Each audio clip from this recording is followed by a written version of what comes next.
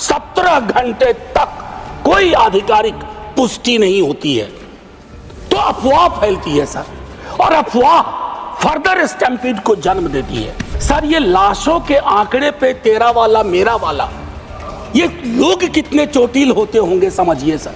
ईश्वर को क्यों ठग रहे हैं? वीवीआईपी दर्शन, ईश्वर के समक्ष भी ये बात होगी। सर मैं आंकड़ों में जाऊंगा ही नहीं, मैं कोविड के दौर का भी गवाह हूं सर। कितनी लाशें अनअटेंडेड चली गई सर। अति साधारण लोग हैं ये, जिंदगी में डिग्निटी चाहिए सर, संविधान भी कहता है, लेकिन मौत में उससे बड़ी डिग्निटी चाहिए। अगर हम डिग्निफाइड डेथ नहीं इंश्योर कर पा रहे हैं सर, तो ये हमारे सामूहिक विफलता है सर। क्या आंकड़े की बात करूं? मैं जानता हूं मुझे फोन आते हैं, आपको भी आते होंगे कि फलनवा वो गया है, कोई खबर नहीं लग रही है, फोन नहीं लग रहा है। वो व्यग्रता, वो चिंता सर तब बढ़ जाती है ना जब 17 घंटे तक कोई आधिकारिक पुष्टि नहीं होती है तो अफवाह फैलती है सर, और अफवाह फर्दर स्टैम्पीड को जन्म देती है। 2-3 जगह हो जाते हैं। और मैं क्या कहूं सर, मैं सोच रहा था कल जब बातचीत शुरू हुई, खड़गे साहब बोल रहे थे, बाकी लोग, मैं सोचा कि इतनी देर में नेहरू जी नहीं आए, तो नेहरू जी भी आ गए।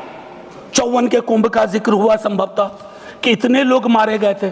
सर ये लाशों के आंकड़े पे तेरा वाला मेरा वाला, ये लोग कितने चोटिल होते होंगे समझिए सर।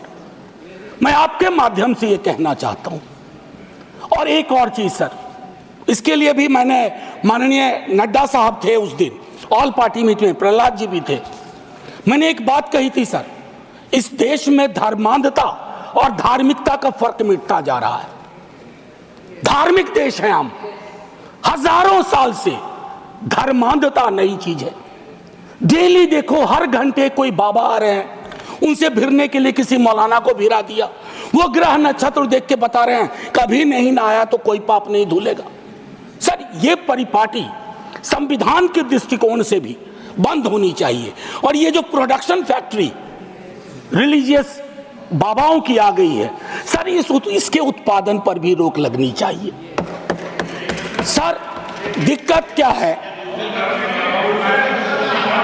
प्लीज बैठकर सर, बैठकर बात नहीं, आप आपस में बैठकर बात नहीं प्लीज। सर मैंने उसके कहा था कि हर धर्म के अंदर इस तरह के सुपरस्टिशन जन्म हो रहे हैं।